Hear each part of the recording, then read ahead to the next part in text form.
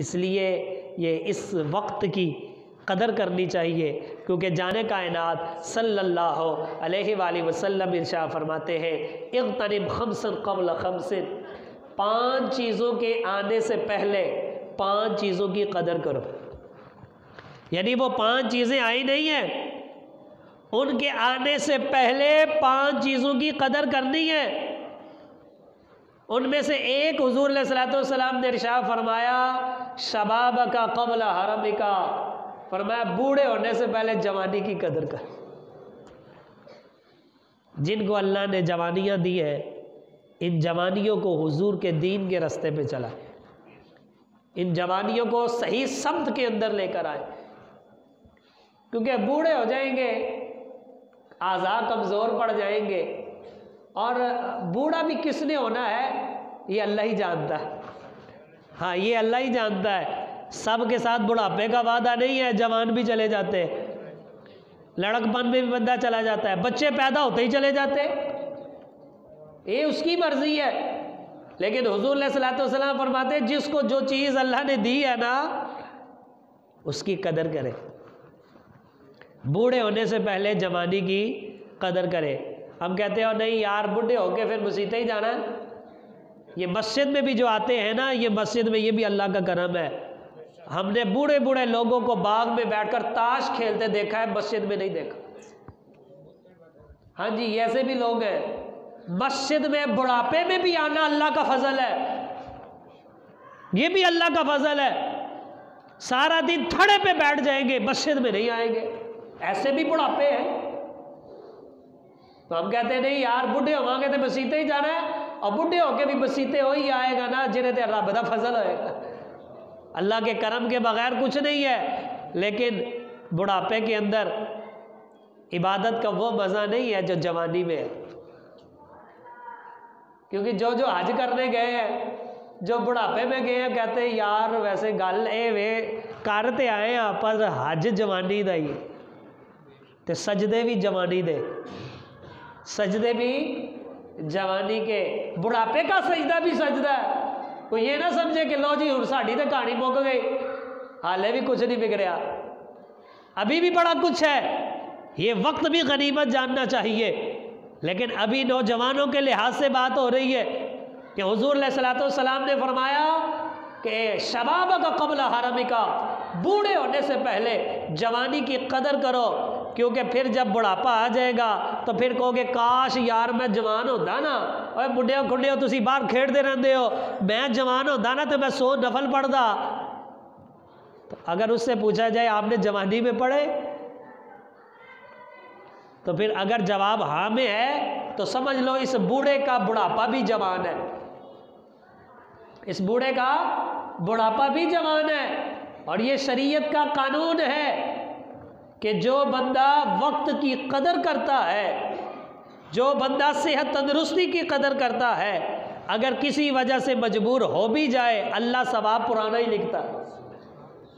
ये शरीयत का कानून है। इसकी मिसाल यूँ अर्ज़ करता हूँ, एक बंदा जवान है, सेहतमंद है, अल्लाह ताला ने उसे सेहत और तंदुरुस्ती से नवाजा हुआ, वो नमाज पढ़ता है, मस्जिद में आगे पढ़ता है, बाजमात पढ़ता है, खड़े होके पढ़ता है।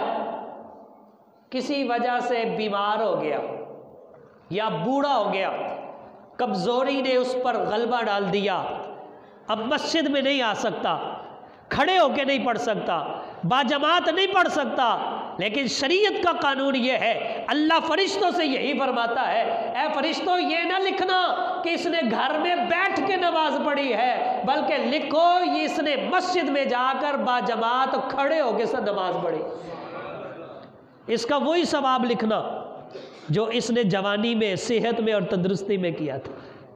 तो ऐसे बंदे का बुढ़ापा भी जवान होता कि जिसने जवानी की कदर की। तो अल्लाह ताला फरिश्तों से फरमाता है इसका वो पुराना सवाब लिखना जो इसने सेहत, तंदुरुस्ती और जवानी के अंदर किया था।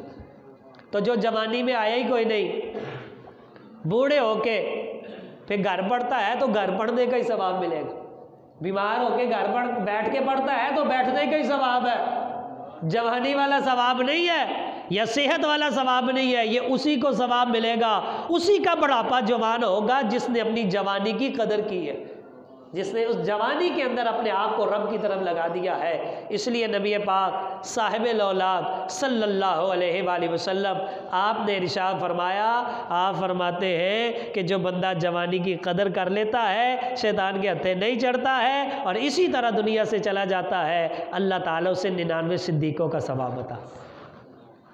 और फिर जाने कायनात सल्लल्लाहु अलैहि वसल्लम ने इरशाद फरमाया, अंत सद्दका व अंता सहीहुन शहीहुन, कि तू बंदे अल्लाह की राह में सदका करे। कब सदका करे?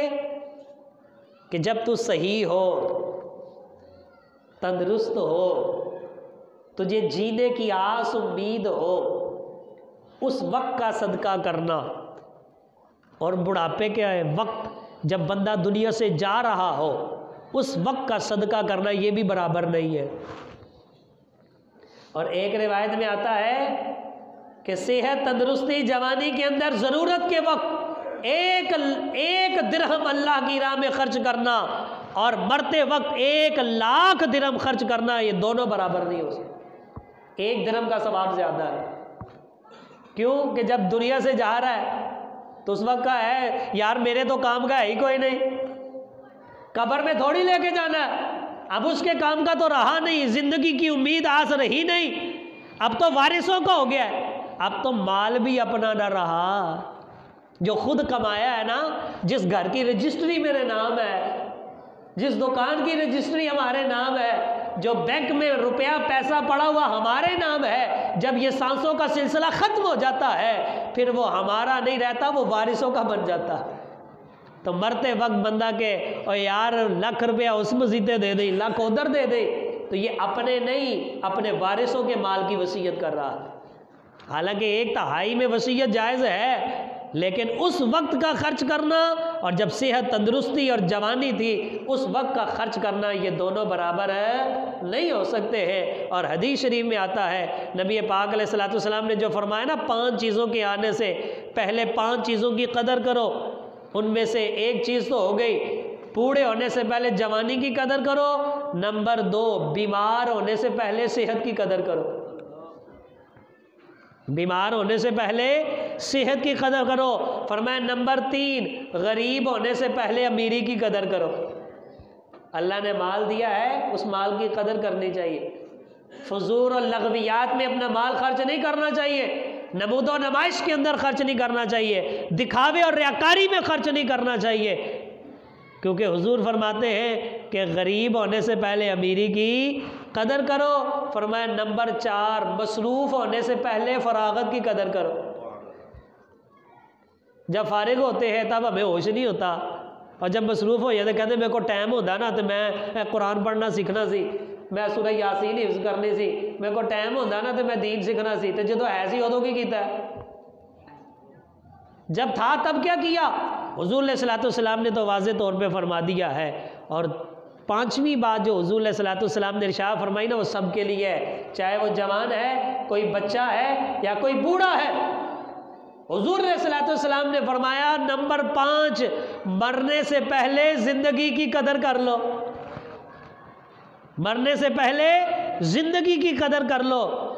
ये नहीं है कि बुढ़ापे में बंदा के यार जवानी तो उनका कुछ नहीं सके और बुढ़े वेले की करना है। फरमाया बुढ़े वेले भी बड़ा कुछ हो सकता है, कोई मनाने वाला हो, रब बुढ़ापे में भी मान जाता, वो रब है ना, वो मान जाता है। ये दुनिया का निज़ाम नहीं है, इलेक्शन होते हैं, एक ही सीट के ऊपर 20 बंदे खड़े हो गए, लेकिन जीतता कौन है? सिर्फ एक। लेकिन अल्लाह की बारगाह वो बारगाह है, लाखों करोड़ों भी आ जाए अल्लाह ताला सबकी तौबा कबूल फरमा लेता, अल्लाह सबको कबूल फरमाता है, सारे ही जीत जाते अल्लाह की बारगाह में।